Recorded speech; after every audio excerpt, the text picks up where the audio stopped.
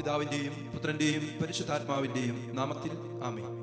ഈശോയിൽ സ്നേഹം നിറഞ്ഞ സഹോദരി സഹോദരന്മാരെ, ഒക്ടോബർ മാസത്തിന്റെ 16-ാം തീയതിയിലേക്ക് നമ്മൾ കടക്കുമ്പോൾ പരിശുദ്ധ അമ്മയോട് ചേർന്ന് ജപമാല ചൊല്ലി പ്രാർത്ഥിക്കുന്ന ഈ ദിവസങ്ങളിൽ ഇന്ന് പ്രത്യേകിച്ച് നമ്മൾ ദുഃഖത്തിന്റെ 1-ാം ദിവ്യരഹസ്യം ധ്യാനിക്കുകയാണ്.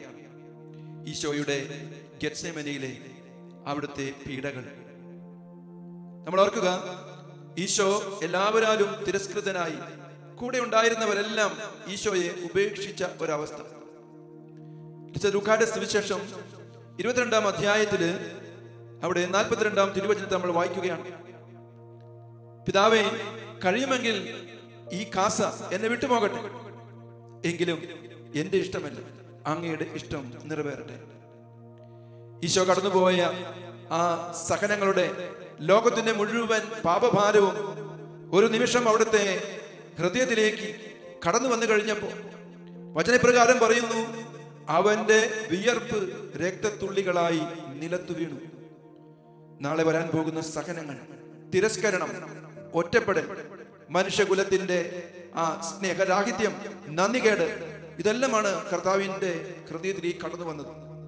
പരിശുദ്ധാമ്മ നമ്മോട് പറയുകയാണ്, പ്രിയ മക്കളെ, നിങ്ങൾ ഈ ദിവ്യരഹസ്യത്തെ കുറിച്ച് ധ്യാനിക്കുമ്പോൾ നിങ്ങളും നിങ്ങളുടെ ജീവിതത്തിന്റെ അവസ്ഥകളിലൂടെ തന്നെ കടന്നു പോകണം. ഇതുപോലുള്ള ഒറ്റപ്പെട്ട അവസ്ഥകൾ, എല്ലാവരാലും തിരസ്കരിക്കപ്പെട്ട അവസ്ഥകൾ, കൂടെ ഉണ്ടായിരുന്നവരെല്ലാം നമ്മളെ ഒറ്റയ്ക്കാക്കുന്ന അവസ്ഥകൾ, നമ്മുടെ ജീവിതത്തിലും വളരെയേറെ സംശയങ്ങൾ നമ്മൾ കടന്നു വരുന്ന അവസ്ഥകൾ. ദൈവം എന്നെ ഉപേക്ഷിച്ചു പോയോ? വിശ്വാസത്തിന്റെ ആഴങ്ങളിലൂടെ കടന്നു പോകുമ്പോൾ എന്റെ ജീവിതത്തിൽ എന്തുകൊണ്ടാണ് ഇങ്ങനെയുള്ള കാര്യങ്ങളൊക്കെ സംഭവിക്കുന്നതെന്ന് നമ്മളും ചിന്തിക്കുന്ന നിമിഷങ്ങളാണ്. ഈ അവസരത്തില് പരിശുദ്ധ അമ്മ നമ്മോട് പറയുന്നു, ഈശോ പിതാവിന്റെ തിരുഹിതത്തിന് പൂർണ്ണമായിട്ട് കീഴ്വഴങ്ങിയതുപോലെ ആ തിരുഹിതത്തോടുള്ള സ്നേഹപൂർണമായ ആ കീഴടങ്ങലാണ് ലോകത്തിന് രക്ഷ പ്രദാനം ചെയ്തത്. പ്രിയമുള്ളവരെ, നമ്മുടെ ജീവിതത്തിലും ഇതുപോലുള്ള സഹനത്തിന്റെ അവസ്ഥകളൊക്കെ കടന്നു വരും. ഈ അവസ്ഥകളിലൊക്കെ വലിയ നിയോഗത്തോടുകൂടെ ഈ സഹനങ്ങളെ ഏറ്റെടുക്കാൻ നമുക്ക് സാധിക്കണം. എന്റെ പൗരോഹിത്യ ജീവിതത്തില്, നിങ്ങളുടെ കുടുംബ ജീവിതത്തില് ഇതുപോലുള്ള അവസ്ഥകൾ ഒരുപാട് കടന്നു വരുന്ന സമയങ്ങളുണ്ട്.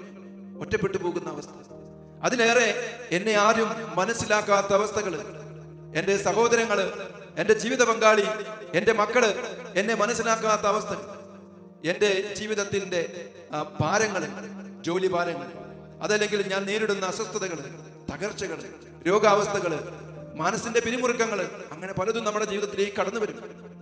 പക്ഷെ നമുക്കതൊക്കെ എടുക്കാൻ പറ്റാത്ത അവസ്ഥകളാണ് എങ്കിലും ദൈവം തന്റെ ദൂതനെ അയച്ച് ഈശോയെ ആശ്വസിപ്പിച്ചതുപോലെ നമ്മളെയും അവിടുന്ന് ആശ്വസിപ്പിക്കും. നമുക്കെടുക്കാൻ പറ്റാത്ത കുരിശുകള്, ഭാരങ്ങള് കർത്താവ് നമുക്ക് തരില്ലേ? ഈ കുരിശുകളെയൊക്കെ ഈ ദൈവത്തിൽ നിന്ന് സ്വീകരിക്കുകയാണെങ്കിൽ, അവിടത്തോട് ചേർന്ന് നമ്മൾ വഹിക്കുകയാണെങ്കിൽ തീർച്ചയായിട്ടും അത് നമുക്കും മറ്റുള്ളവർക്കും രക്ഷ പ്രദാനം ചെയ്യുന്നതാണ് എന്ന് പരിശുദ്ധ അമ്മ നമ്മെ ഓർമ്മിപ്പിക്കുകയാണ്. ഈശോയോടൊപ്പം കാലിത്തൊഴുത്തു മുതൽ കാൽവരി വരെ നിഴൽ പോലെ നീങ്ങിയ പരിശുദ്ധ അമ്മ ഗെത്സെമനിയിൽ ഈശോ കഠിനമായ വേദന അനുഭവിച്ചപ്പോൾ, അവിടുത്തെ വിയർപ്പ് രക്തത്തുള്ളികളായിട്ട് നിലത്ത് വീണപ്പോഴും ആ അമ്മയുടെ സാന്നിധ്യം അവിടെ ഉണ്ടായിരുന്നു. ആ അമ്മ പറയുകയാണ്, എന്റെ പുത്രൻ ആ പിതാവിന്റെ കയ്യിൽ നിന്നും പിതാവ് നൽകിയ ആ കാസ, വേദനയുടെ, സഹനത്തിന്റെ, തിരസ്കരണത്തിന്റെ, ഒറ്റപ്പെടലിന്റെ, അവഹേളനത്തിന്റെ ഈ കാസ ഏറ്റുവാങ്ങി അത് സന്തോഷത്തോടെ സ്വീകരിച്ചപ്പോൾ അതാണ് മക്കളെ നിങ്ങളുടെ ജീവിതത്തില് രക്ഷയായിട്ട് മാറിയത്. അതാണ് ലോകത്തിന് രക്ഷയായിട്ട് മാറിയത്. അതാണ് നിങ്ങൾക്ക് ജീവൻ പ്രദാനം ചെയ്തത്. ഇന്ന് ദിവ്യരഹസ്യത്തെ കുറിച്ച് ധ്യാനിക്കുമ്പോൾ നമ്മുടെ ജീവിതങ്ങളെ കൂടി കർത്താവിന്റെ തിരുമുമ്പിൽ നമുക്ക് തുറന്നു വയ്ക്കാം. നമ്മളെല്ലാവരും സഹനങ്ങളുടെ അനുഭവങ്ങളിലൂടെ, ഈ ഗെത്സെമനിയുടെ വേദനിപ്പിക്കുന്ന അനുഭവങ്ങളിലൂടെ കടന്നു പോകുന്നവരാണ്. ജീവിതത്തിന്റെ പല അവസരങ്ങളിലും, ഒറ്റപ്പെട്ടു പോകുന്ന അവസരങ്ങളിലും കണ്ണുനീരോടുകൂടെ ദൈവസന്നിധിയിൽ നമ്മളും ചോദിക്കാറുണ്ട്, എന്തുകൊണ്ടാണ് എന്റെ ജീവിതത്തിലെ ഈ അനുഭവം? എന്തുകൊണ്ടാണ് ദൈവം എന്നെ ഉപേക്ഷിച്ചത്? എന്തുകൊണ്ടാണ് എന്റെ ജീവിതത്തിൽ ദൈവം ഇതുപോലുള്ള സഹനങ്ങള്, ഇതുപോലുള്ള കഠിനമായ രോഗാവസ്ഥകള് എനിക്ക് അനുവദിച്ചത്? ദൈവം നമ്മുടെ ജീവിതത്തിലേക്ക് നോക്കുന്നത് നമ്മുടെ ഭൗതിക സുസ്ഥിതിക്കപ്പുറത്ത് നമ്മുടെ ആത്മാവിന്റെ രക്ഷയാണ്.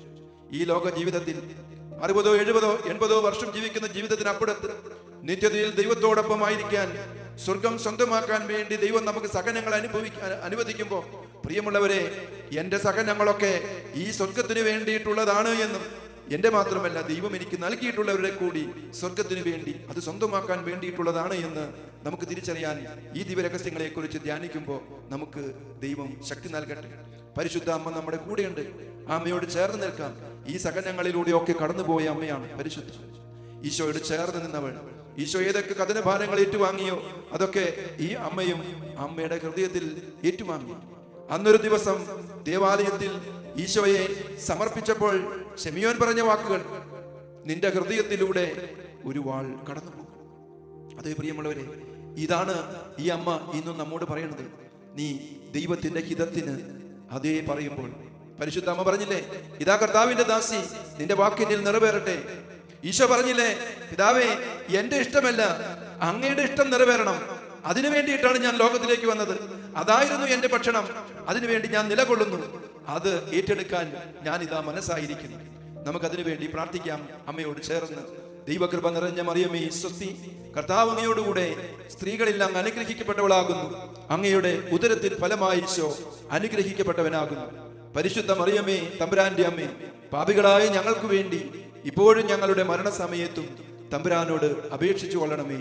ആമേൻ.